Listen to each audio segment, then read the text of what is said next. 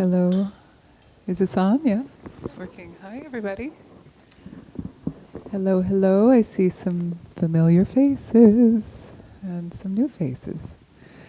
I'm Chandra, and I'm a friend and colleague of Eve's, and I used to hold this class for a few years, and then I went away, and now I'm back. And so it's a pleasure to be back here, and so many changes have happened. In the meantime, I was leaving right as the dissolution and reintegration happened. Yeah.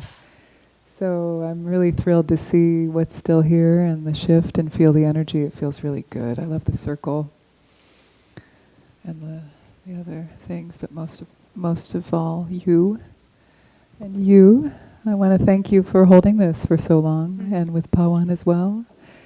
And this is now our class. I've asked Eve, in the beginning I was like, yeah, I'll just hold it until I come back.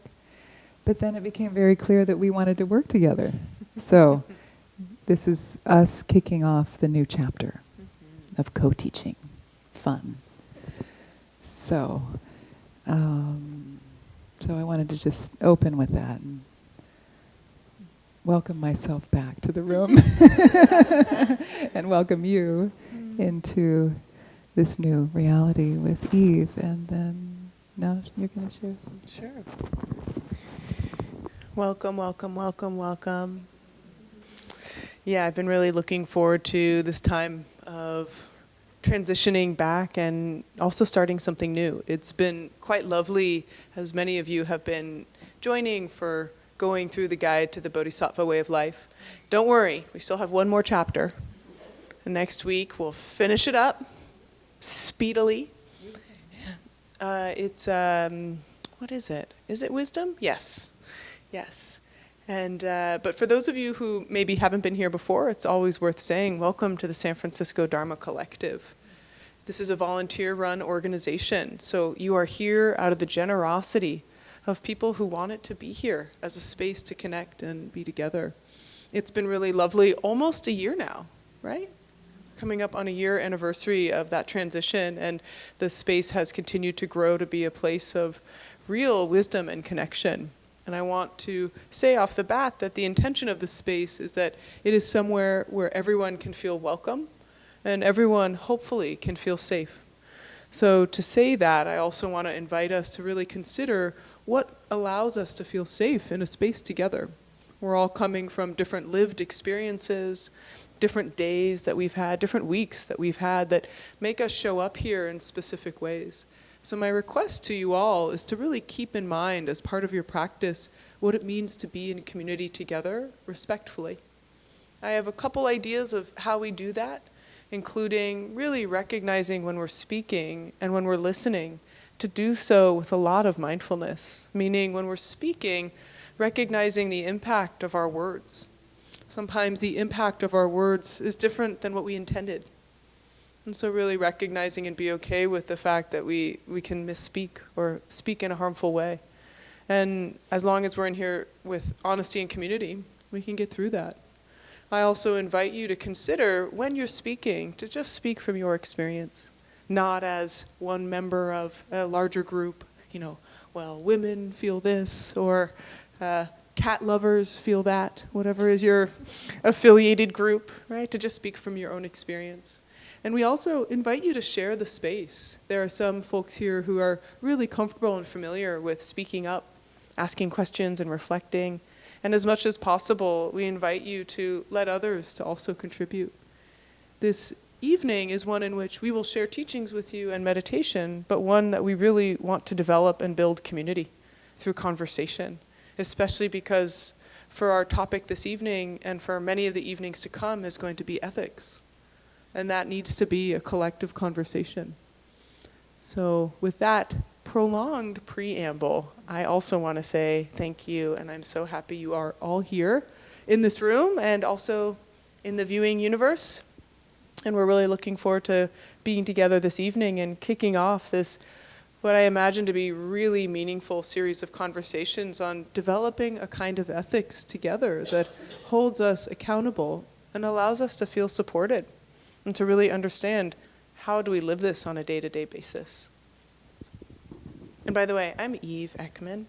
I always forget that one. Yeah, and I am fortunate to be a teacher here, and I wear a bunch of other hats as well, as I mentioned, in the world of Western psychology and those approaches to compassion, empathy, and well-being, and also deeply interested in emotional balance and how do we bring that from contemplative practices and Western psychology.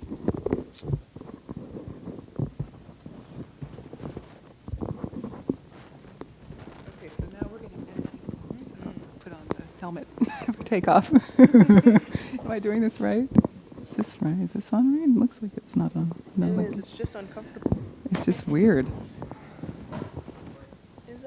Is it like a headband? Oh, it is. It's this way.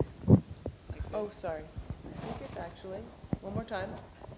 It goes like this. That's better. Yes, I knew there was a better way. Okay. Okay, so let's take a comfortable seat.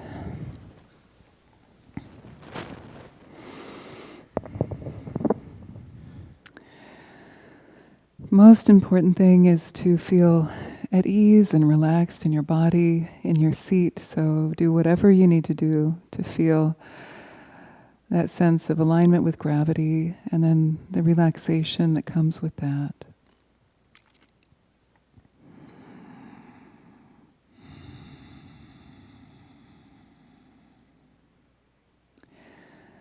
The spine is as straight as possible, but with that natural S-curve that helps to distribute the weight throughout the body.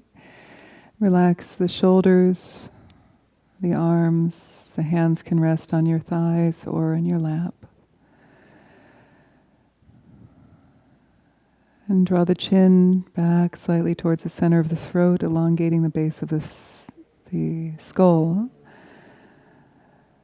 and the neck. So there's a feeling of integrity, of buoyancy in the midst of the stability of the seat.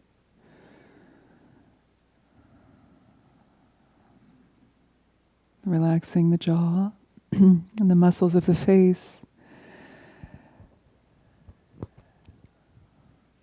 And then letting the tip of the tongue rest just above the root of the two front teeth.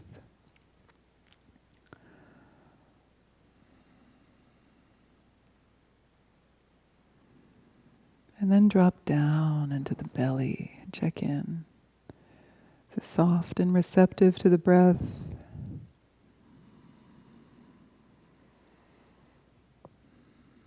Is the belt line loose? So the breath descends, fills the bowl of the pelvis, and the awareness descends as well into the seat of your being. Releasing tension in the back, the low back, hips and legs. And release with each out-breath. Release tension in the body, tension in the mind, letting go. Letting go of thoughts, subtle distractions that pull you out of the moment.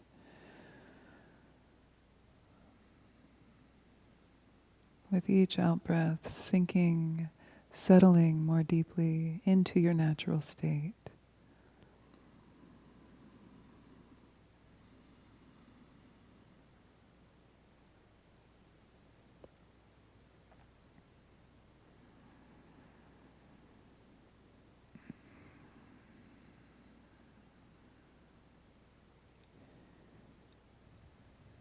At ease within yourself, like a mountain, still, aligned with gravity.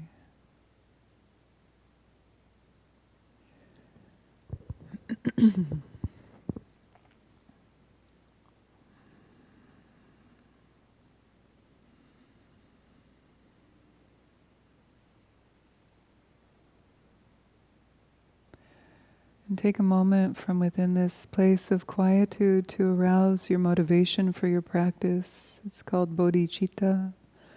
Many of you know.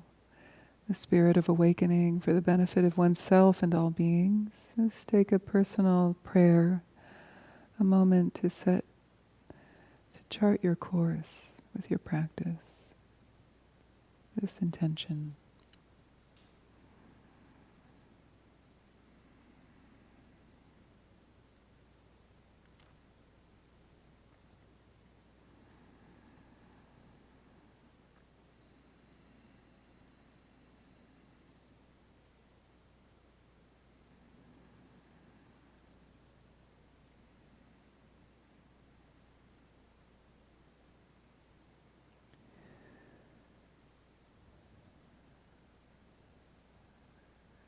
And then feel the breath entering and exiting the body, not controlling it, just letting it be natural like a sleeping baby.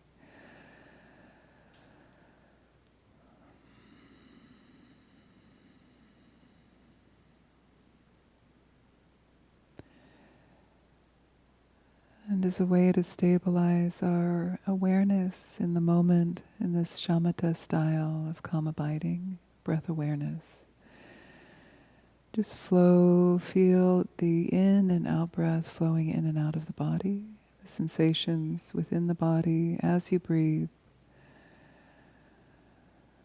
And at the top of each in-breath, count quietly to yourself 1, and so on. And we'll count to 21 in your own time. Just let each wave of the breath soothe you more deeply into the present moment with the breath in your body. Spacious and gentle.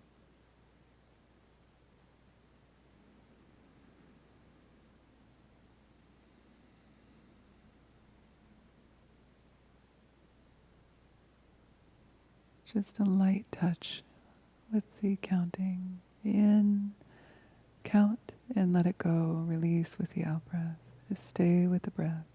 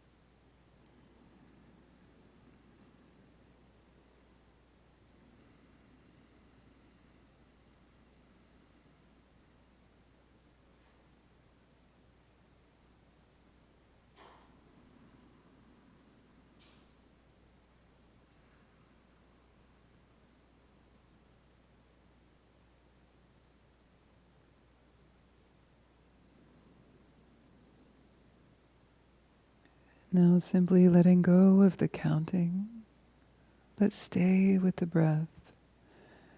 The tactile sensations of the breath as it flows in and out of the body, the full arc of the in-breath and the out, like an ocean rising and falling.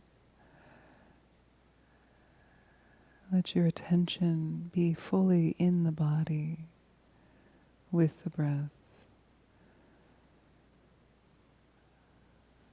This quality of mindfulness of the body, using the breath as our tool, as our object.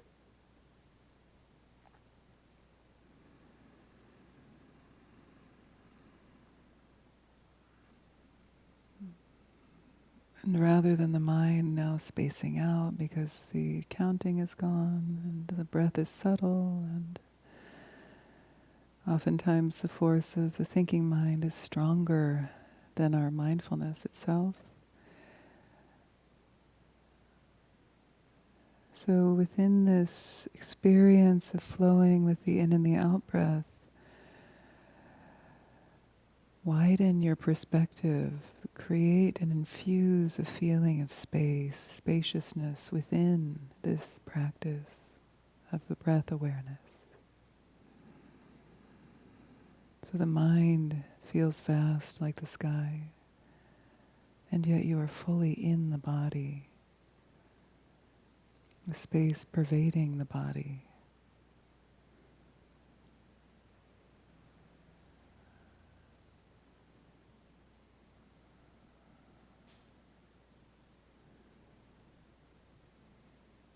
And feel thoughts, impressions, sensations, fantasies, hope and fear, all of it, like clouds forming and dissolving within this space of the mind. They're not to be pushed away, they're not to be grasped, just observed and released. And rest in the vantage point of awareness rather than the vantage point of thought.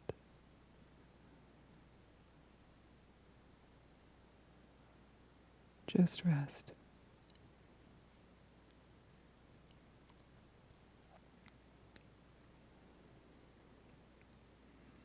The eyes may be closed or they might be slightly open. It is taught that the eyes slightly open, gazing downward, can facilitate this experience of spaciousness, pervading all of our perception and dissolving the boundary, the illusory boundary of inner and outer. But if that's overwhelming or disorienting, you can close your eyes. It's fine.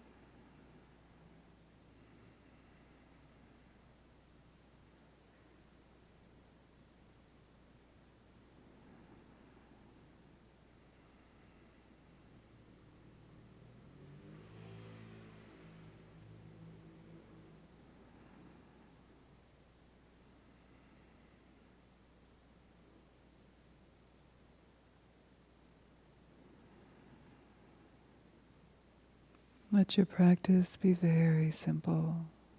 Just this experience of presence. Let it pervade your body, the mind, the heart. And if you waver from this experience of presence, then gently just come back and let the breath be your anchor. There's no great mountain to climb or technique to perfect here. It's right before you. It's like the air you breathe.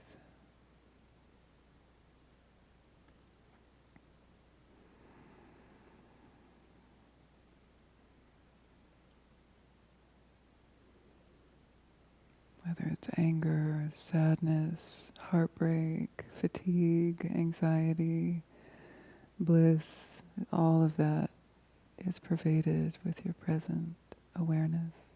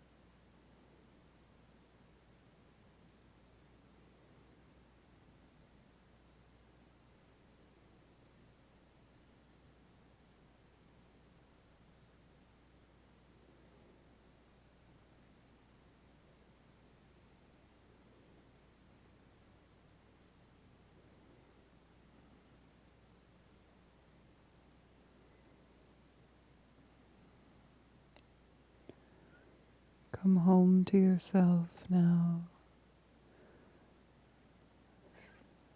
You don't need to search anymore.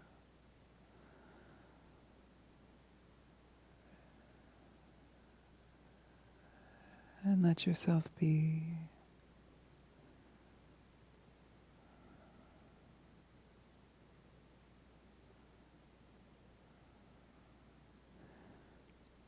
Shed the illusion of fixing and improving yourself. You are already perfect as you are. Rest in that. Just the presence of your own luminosity.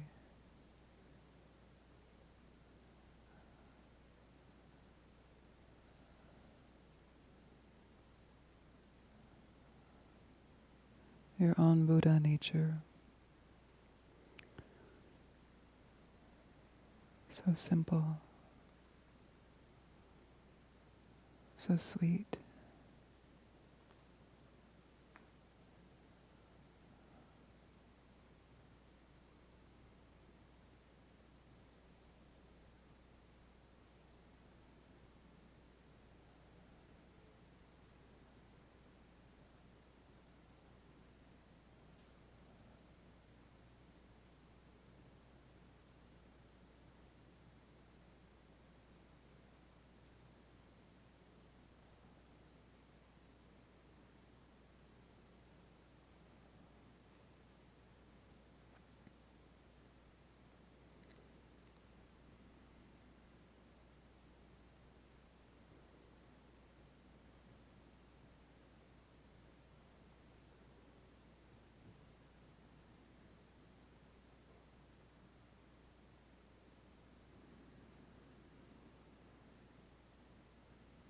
the mind is dull, lax, sloth-like, then brighten it.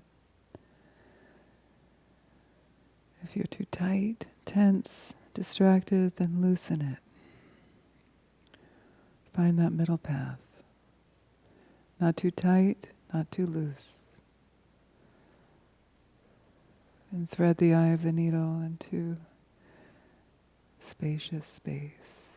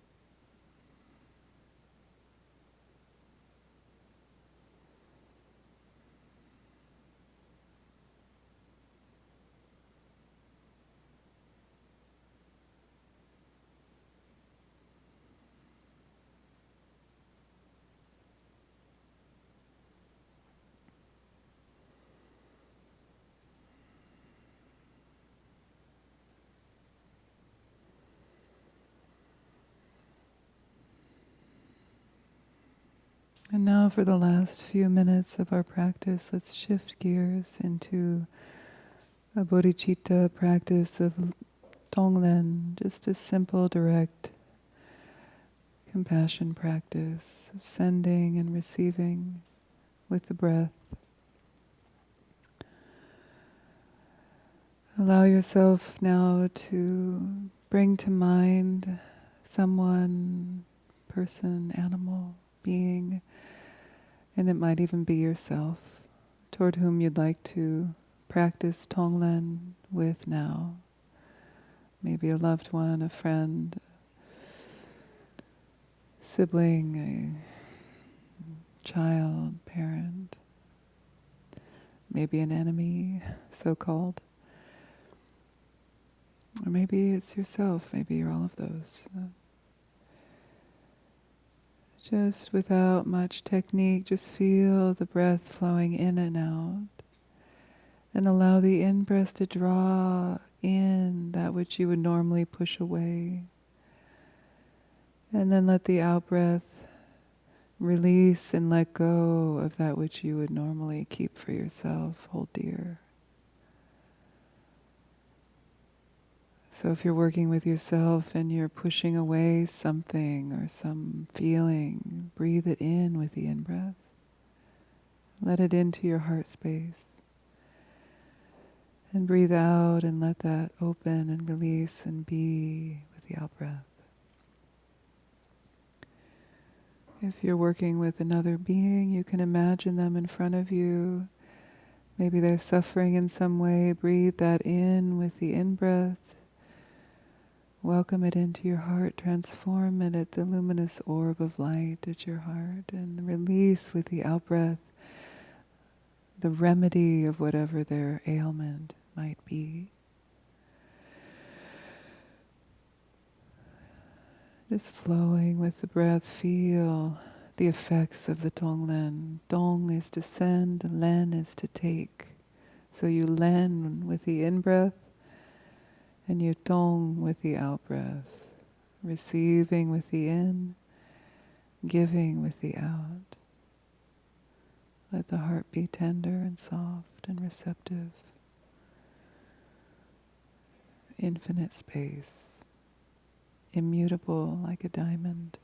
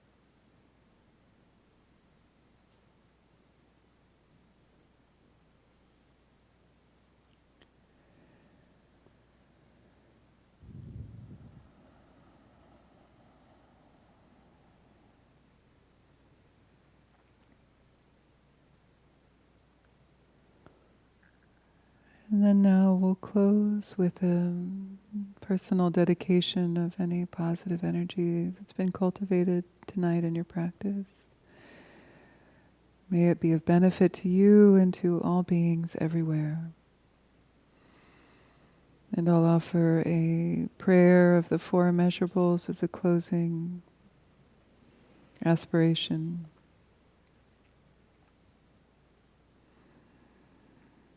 May all beings have happiness and the cause of happiness. May they be free from suffering and the cause of suffering. May we be never separate from the profound joy which is free of suffering. And may we rest in equanimity, free of attachment onto those we hold dear, and rejection towards those who are far.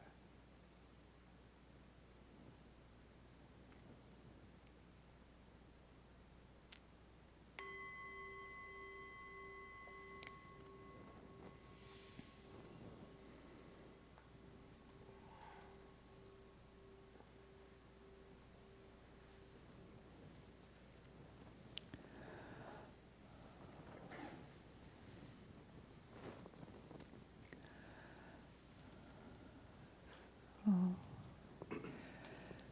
Do tea break anymore? We didn't talk about that. Good. Okay. Great.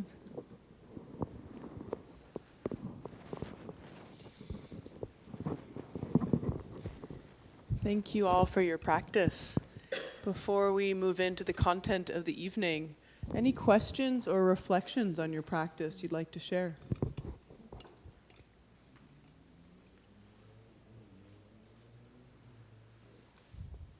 Yes, in the back. I was obsessing about feeling like I'm not doing enough good in the world. Right before you said that you're, on advantage as you are, and I was just like, damn, that was just the craziest, exact, perfect timing. Okay, yes. Good. Thank you for sharing that. Yeah.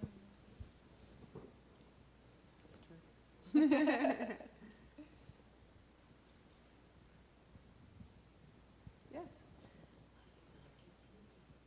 All right. I love it. Wonderful. Breathing, focusing on the breathing and counting, letting that go, and just staying with the awareness of the breath, really work to help keep present. Wonderful.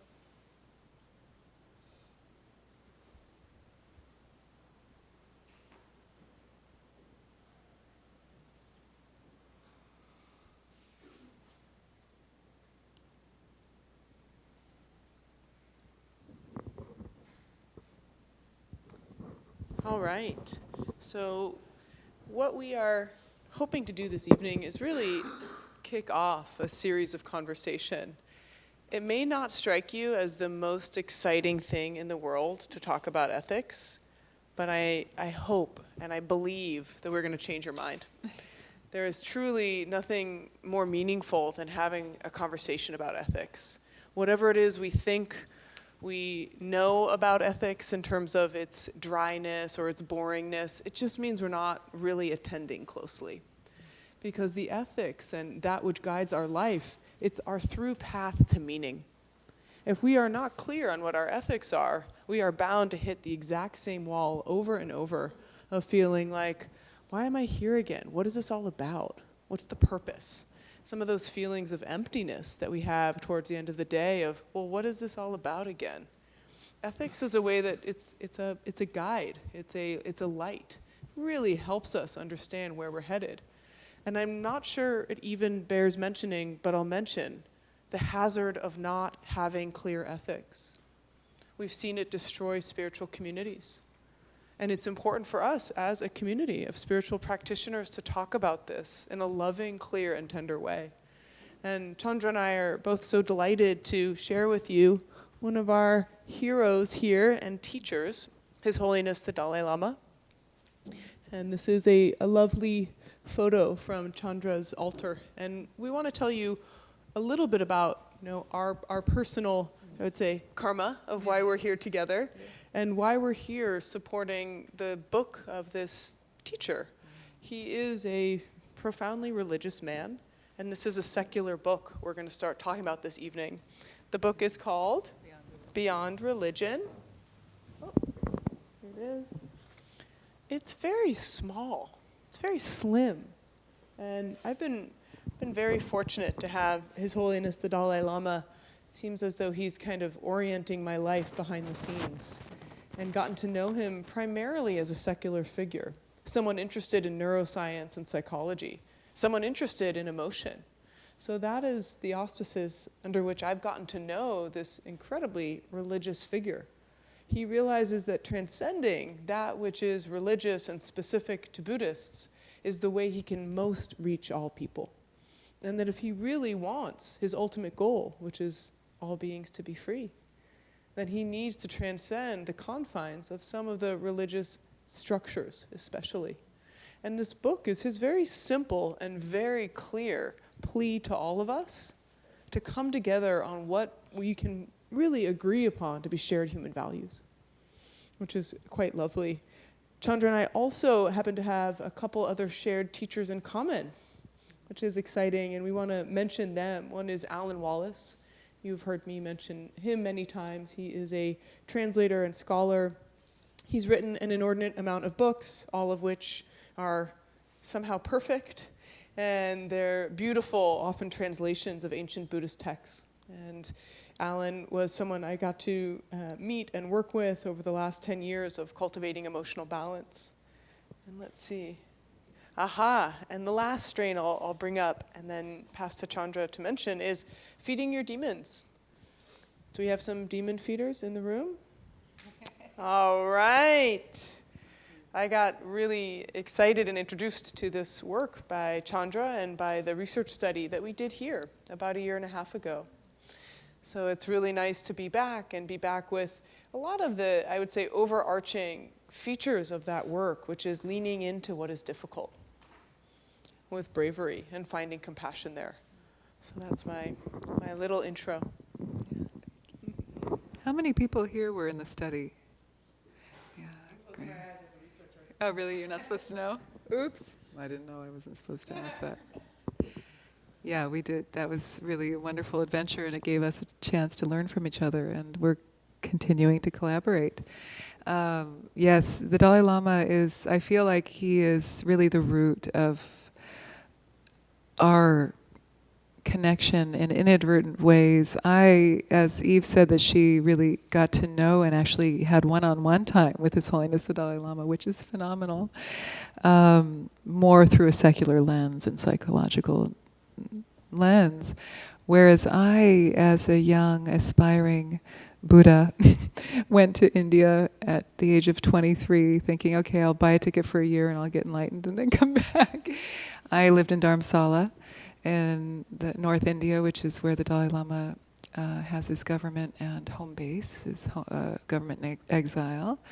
Wonderful refugee community there in the foothills of the Himalayas.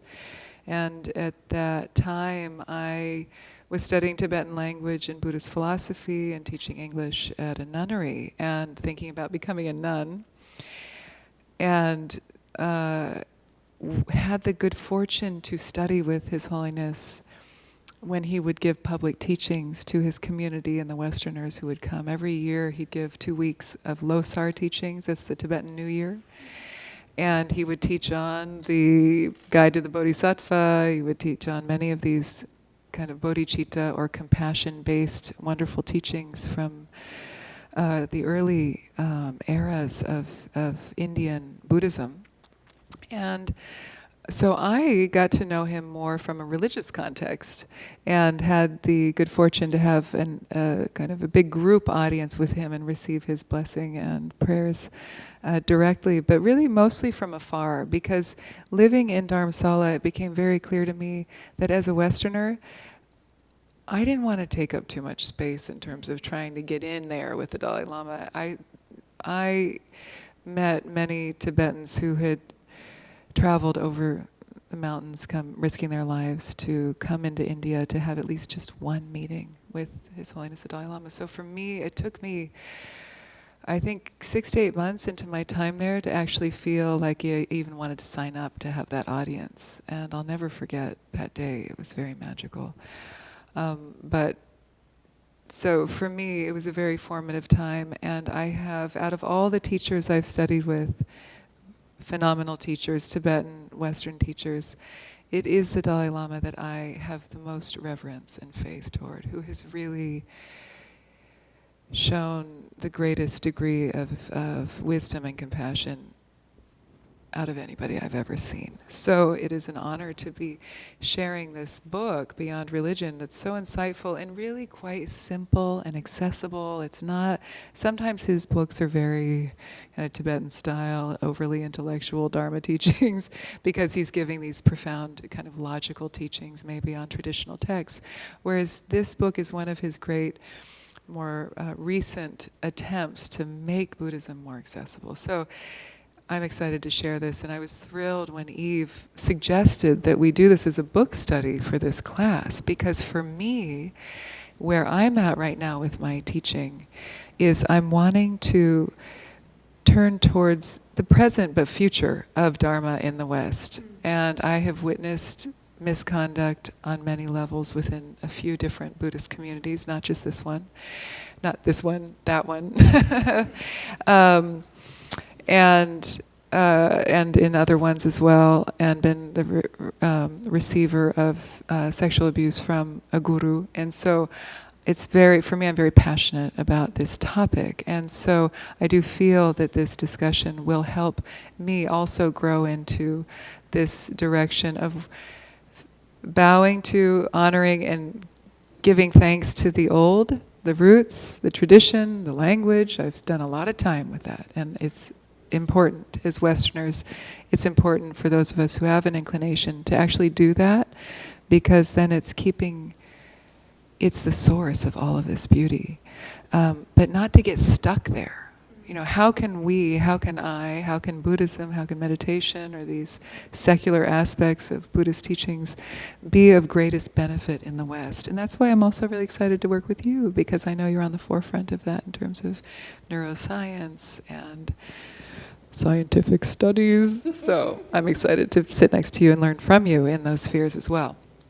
The other teacher we have in common, apart from Ellen Wallace, is an amazing woman teacher named Jennifer Wellwood. I don't know if you've mentioned her, but I mention her from time to time, and she's been very formative for me. So we share that, and I think that we both live that more than speak it, perhaps. And then the Feeding Your Demons work is of utmost importance for me in my personal life, but also my teaching. And I do want to bring it back into this Wednesday class. I used to offer it once a month. We did the last Wednesday of every month in the past.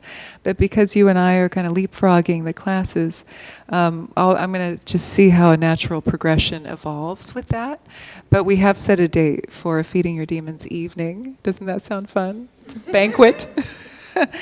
Don't be afraid. On October 16th. So that's what we'll do on that Wednesday night, October 16th. I'll give a brief introduction, and then I'll guide you through the whole thing. It's a 5-step meditative process. And then you'll have time to journal, and we'll discuss things afterwards. So, yeah. So I'll hand it back to you. So to get started on this topic of secular ethics, I'm curious, what is secular? What does that mean to you all when you hear that word? Cassandra, yeah. I always talk, so I'll just wait and nobody else talks. Okay. Way to go, sharing. Yes, please. I actually don't know the definition, but the way I think of it is it's available to all or encompassing everyone. Okay, nice. Wonderful. Not affiliated with a church. Not affiliated with the church. Yeah. Anybody else? What is the feeling of the word? Does it feel warm or cold? Cold. Cold, yeah. Does it feel joyful and fun? Not so much, right? It feels like a little maybe removed or distant, detached somehow. And the way that the Dalai Lama starts off this book on secular ethics is to bring forth a definition of secular drawn from what he calls his second homeland, India. He spent the majority of his life, since he was 5 years old, studying texts that were primarily coming out of India, these Buddhist texts. And he was a refugee starting in 1959 and has spent his entire life in India as a refugee since. And in India, there's a multiplicity of religions that are living together. And the term secular in India means all of us. Not none of that is welcome here, but all of that is welcome here. So I think of just, in general, if anyone has been to India, you know the vibrancy and the color. That's how I want to think of this kind of secular. It is really just this wild palette of everything. But there's no expectation that you ascribe to one thing or the other. There isn't just one church, or one mosque, or one temple, or one pantheistic altar. Right? This is actually a way of understanding that when we consider secular, we're making it accessible and available to everybody. And when the Dalai Lama proposes that we do a secular ethics, not a religious ethics, it's because not necessarily of what religious beliefs have done, but religious institutions have done. And he makes a kind of clear distinction between the two. Of course, some religious beliefs inspire people to act in harmful ways and be exclusionary. But more so than not, what we see, it's unfortunately religious institutions where a lot of the trouble happens. And he suggests that we don't actually need religion to start approaching this idea of ethics, that there's something far more universal, far more based in just the human condition itself that can be understood. That's why he proposes this secular ethics. I'm going to read a short passage here. He says, modern India has a secular constitution and prides itself on being a secular country. In Indian usage, secular, far from implying antagonism towards religion or towards people of faith, actually implies a profound respect and tolerance towards all religions. It also implies an inclusive and impartial attitude, which includes non-believers. This understanding of the term secular to imply mutual tolerance and respect for all faiths, as well as those of no faith, come from India's particular historical and cultural background. So I think it's something interesting. We learn so much here from India, but usually we're thinking like 8th century and before, that we can learn something from what contemporary India and Indian governance is aiming for. Is it perfect? By no means. But this idea is quite lovely and wonderful, and one I hope us to include here. Just want to say one word. I have, from my brothers and sisters in the social justice community, heard that this word tolerance might have a bit of a denigrating flavor to it. If we just tolerate each other, are we really understanding one another deeply? So that is the word of the Dalai Lama here. It's not a word that you will hear me use, and if that is a word that strikes you as a little unfortunate, then I imagine if we told His Holiness, listen, this word might actually harm people, he would be the first one to demand every copy of the book be returned. It'd be edited and returned to us. So I'm editing for him in real time. Okay.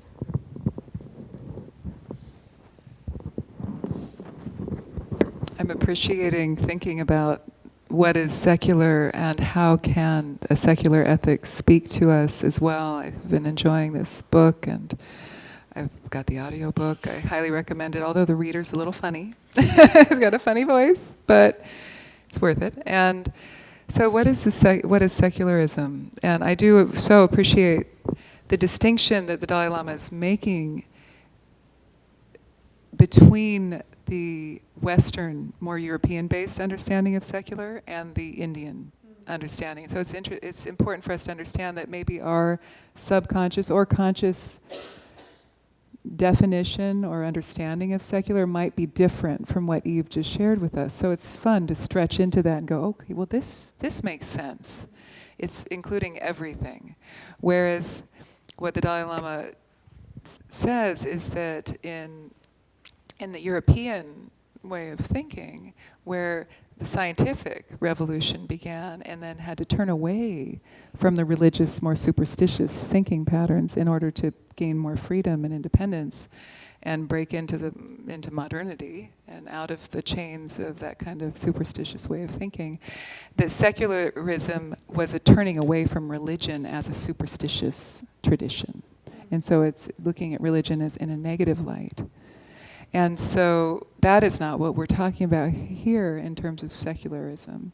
What we're talking about here, and I think we'll use this as our foundation, is that it is an embracing of all religious and non-religious ways of thinking. And he brings about the point that this way of tolerating different traditions has its roots way back, not even in modern Indian governmental or religious thought, but back 2,000 years to leaders such as King Ashoka, who lived in 300 BCE, and on pillars of his kind of declarations, there are quotations that say, you should respect and honor the religions of others, and that will make your religion and theirs stronger and more meaningful.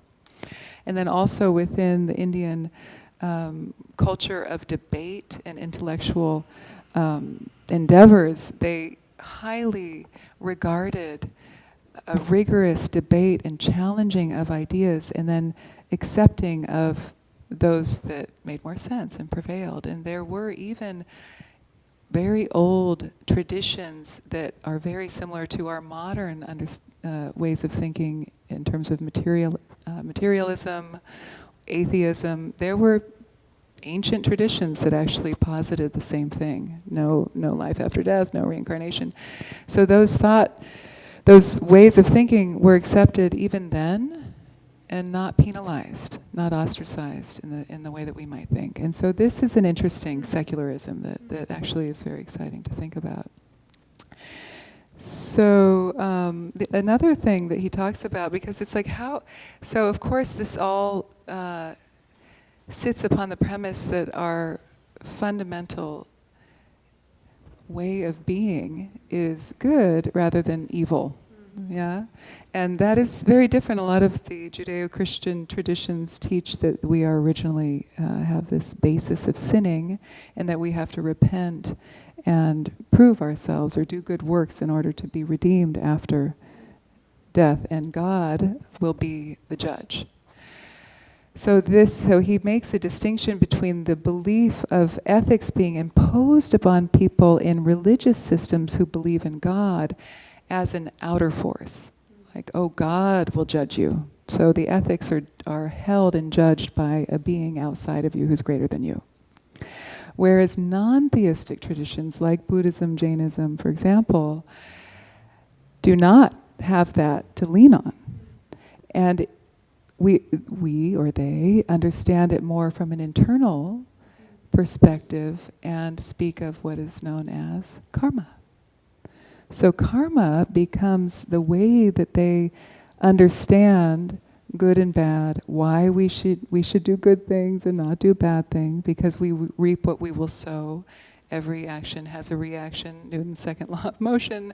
It's based on an internal common sense and understanding that every action has a reaction. So therefore we should cultivate positive actions so that we then reap positive fruit.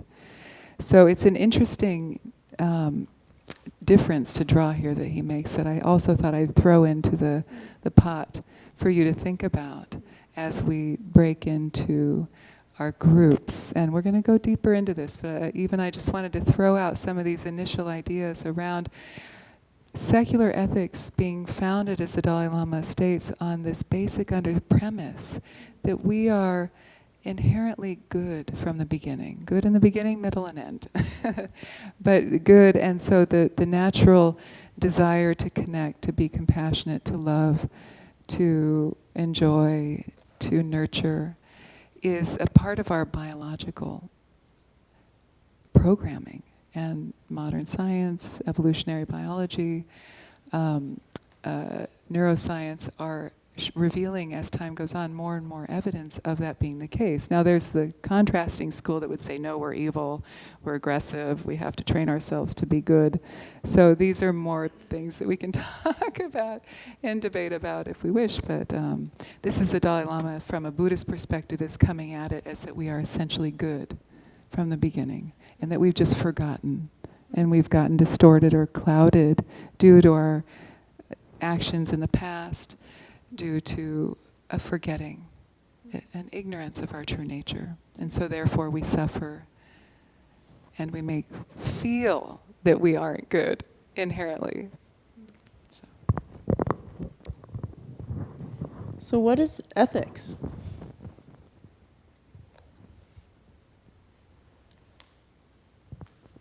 Yes. Acting with integrity. And how is that integrity defined? How is the integrity defined? Who determines? Yeah, right. Yeah, yeah. Anybody else? What are ethics? I'm sure there's some of us in the room who have professional ethical guidelines. We kind of nod and agree, yes, I adhere to those, and then I forget them the minute after, right? And the intention of those professional ethical guidelines are usually to prevent harm at a basic level. What else are, like when you think of ethics, like my ethical life is? Yes? I'd say where my behavior matches as close as possible whatever the guidelines I have decided or someone else has decided, or the vision that I've decided. Yeah, so guidelines so that you can determine or guide your behavior. Yeah. Yes? Minimizing harm, so I think that's also maximizing the good that you can Minimizing the harm and maximizing the good that you can do. do. What rules do I need to follow that are generally going to lead to the most beneficial Yeah. for all beings? Who taught you that?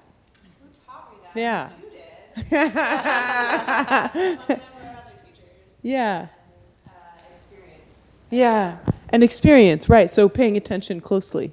Yeah, wonderful. It seems like the practical application of values. Practical application of that. Yeah. Yeah.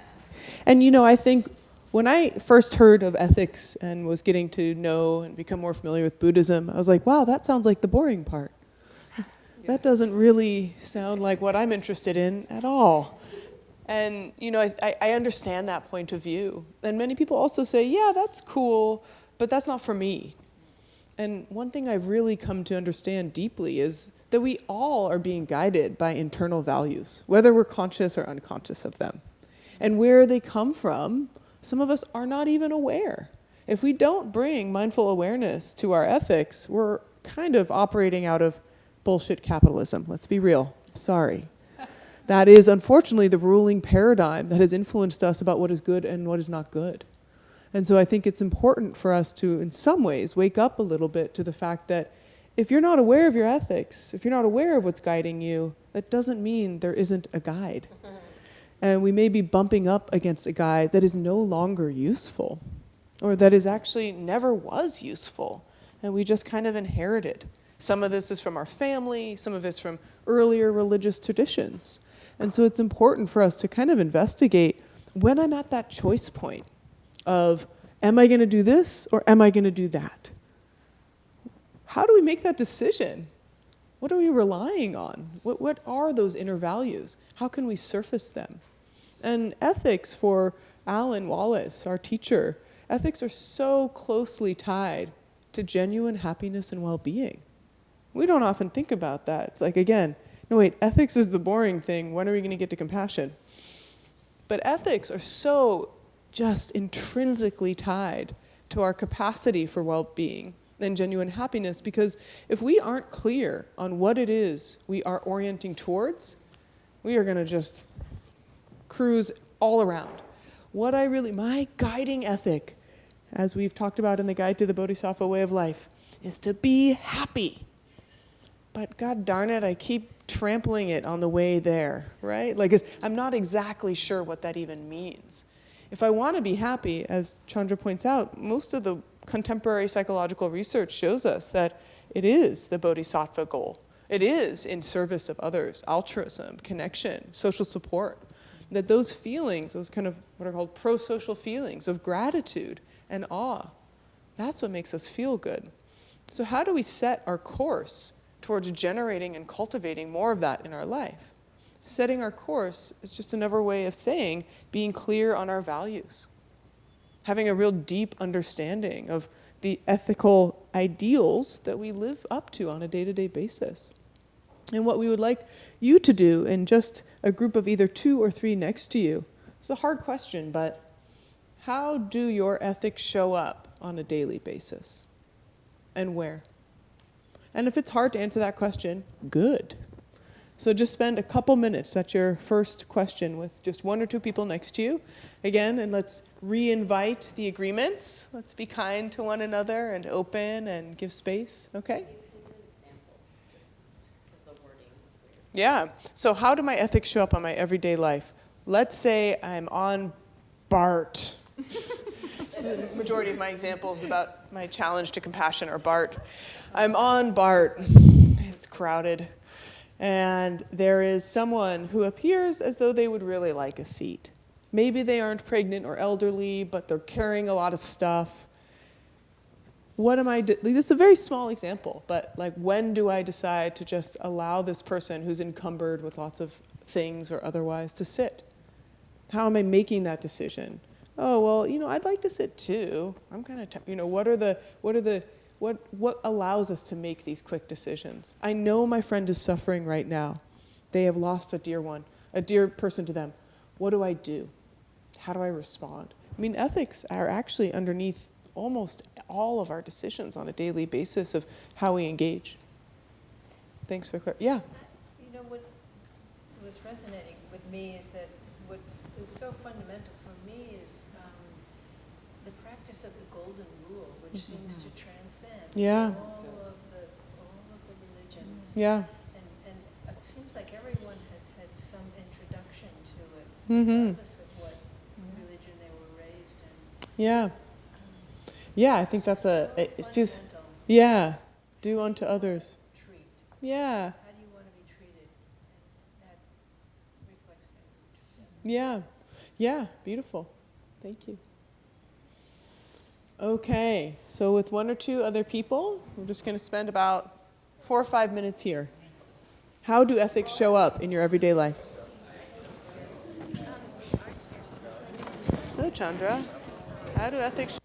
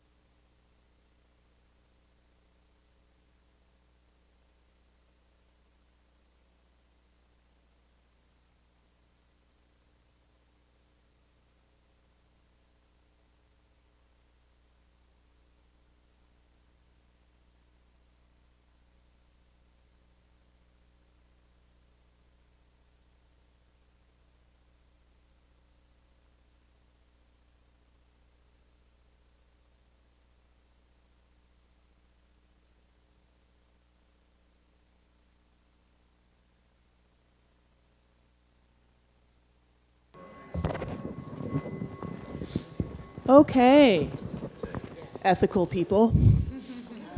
Now you know that that's something cool, not just boring. Can you share with us what you discovered in reflecting with your colleague here? Yes. We had a lively discussion on the art of driving. Aha. Dealing with other drivers. Yes. And how sometimes my, shall we say, lack of discretionary judgment, I get really sarcastic. People do things that I don't think are really good. Right. And they may not hear it, and they may not be aware at all of what I'm saying or going through, but I'm aware of it. And it sits in the car with me, kind of swimming in it as I'm driving along, annoyed, irritated. And I find that I'm the only one who's really getting the negative piece of that. But I'm also the one putting it out there. So it's sort of an interesting little dynamic. Yeah. Can't seem to shake. Yeah. No, I think it's a beautiful knowing and insight, right? Because you're right. No, it's not necessarily harming anyone out there, but it is harming you, right? Because that is, as you said, it's what you're swimming in. Yeah. And it's, again, you're not going to get in trouble. You're not going to get pulled over and given a ticket for being a smartass in the car. And what's the internal guide, right? Yeah. Thank you. Yeah.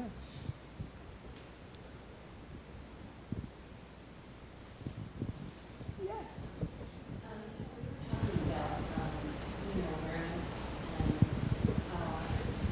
coming up against realizing that you're not living in accordance with values you thought you are because you're sort of hearing this idea.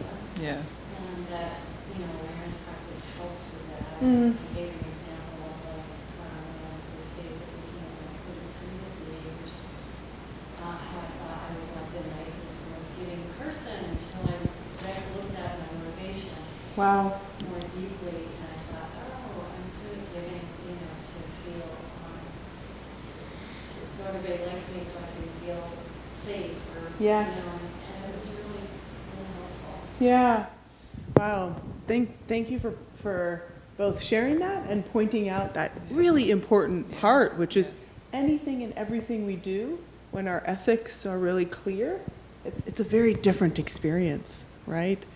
And like you said, the example's perfect. Here I am being so generous. Oh, I love helping other people so that they like me, right? Instead of, I am here to help other people just as they need it.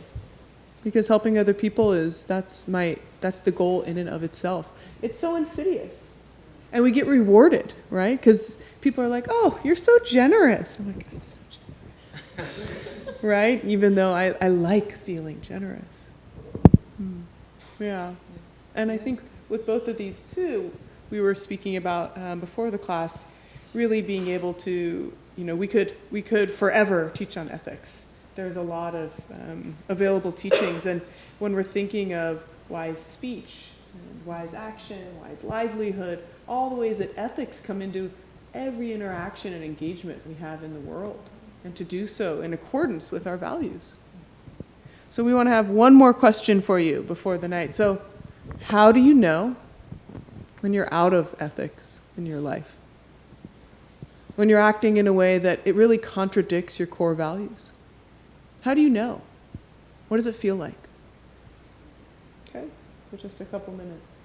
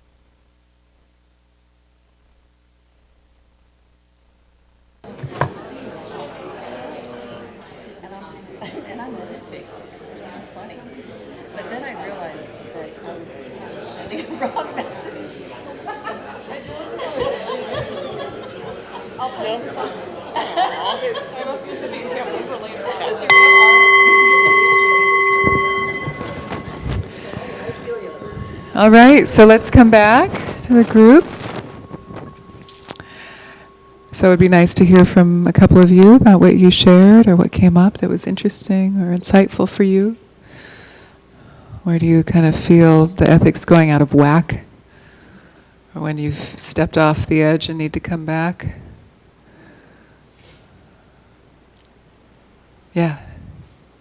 One thing we sort of discussed is, it's a physically bad feeling kind of that you feel when you do something that's out of whack, and to have that feeling, at least some awareness or mindfulness is kind of a precondition for that, and kind of a reaction that I will notice I'll have is even subconsciously you'll shut down that awareness or look for ways to block that out. That's great. Thank you for admitting that, because we would like to be like, oh, I'm aware of that, and and then I'm going to act on that, or but sometimes we go numb. We don't want to.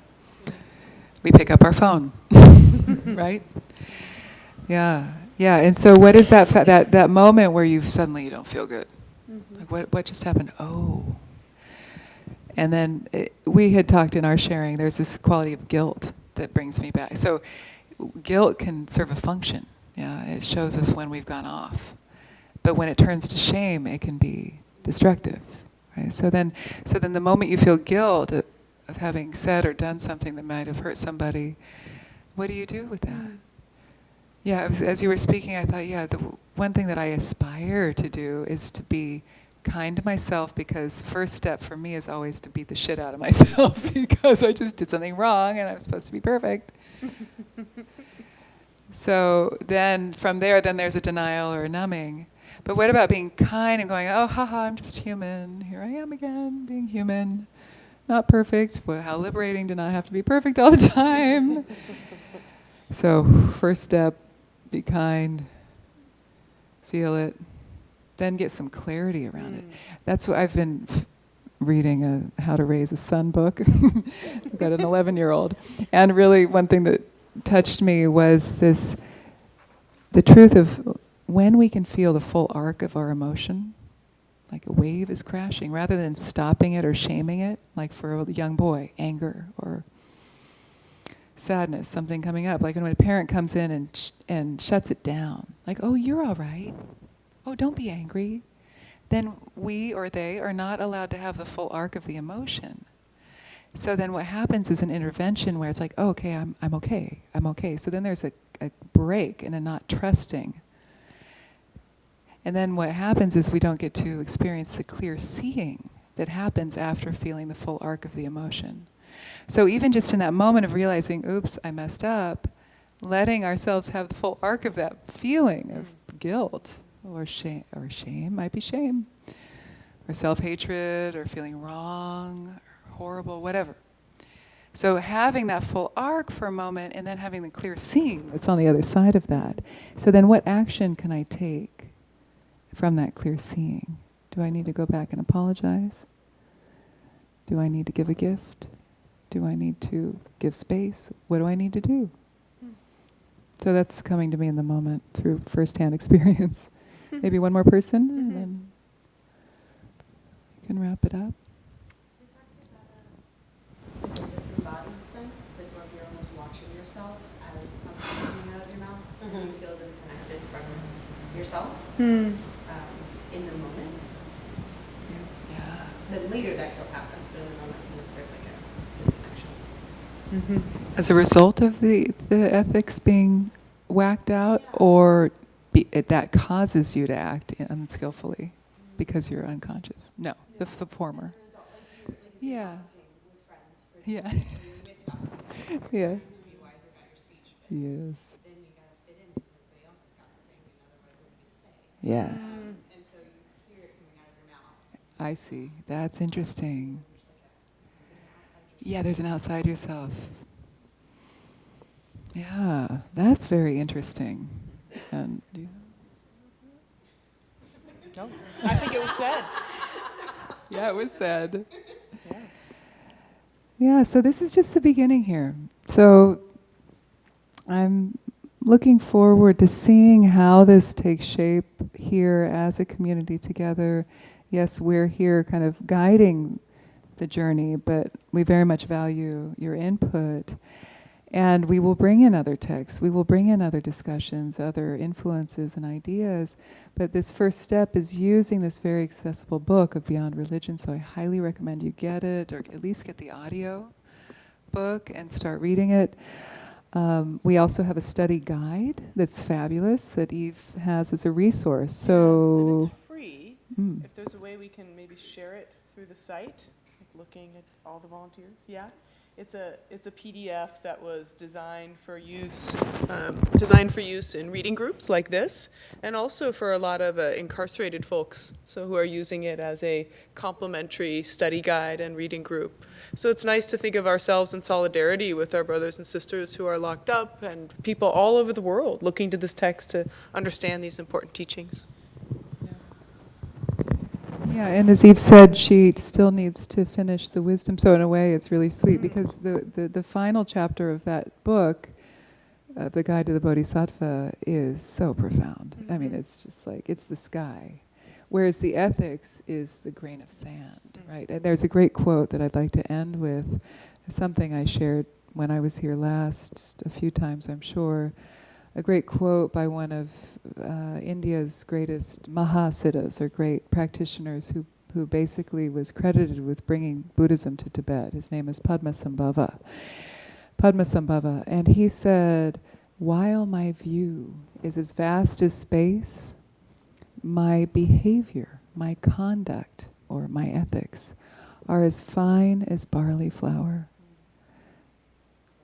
So taking that kind of care and attentiveness to my actions in the world as the path, as a spiritual practice, that is of the same importance as having this big kind of blissed out sky-like nature of mind experience of the ultimate truth. So we're bringing earth to heaven, heaven to earth with these teachings on ethics. Relative truth, absolute truth, coming together and embodied in ourselves, in our hearts. So let's take a moment and drop in and just let whatever there is swirling within you or settling within you be there. This isn't about right or wrong. This is about getting happy, right? Like Eve said, what's the most efficient way to be happy? And ethics is one of those doorways, if not the doorway. And there's a sweetness there, a truth, an inner knowing.